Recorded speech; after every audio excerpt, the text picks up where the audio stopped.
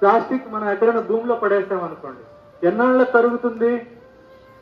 100 సంవత్సరాలు పడుతుంది భూమిలో కరగడానికి. 100 సంవత్సరాలు పడుతుంది. కరిగినా అది విష పదార్థంగా భూమిలోకి వెళ్ళి మనం తాగే నీళ్లలో చేరుతుంది.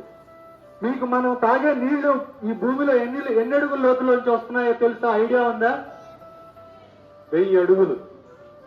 1000 అడుగులు అంటే చాలా ప్రమాదకరమైంది.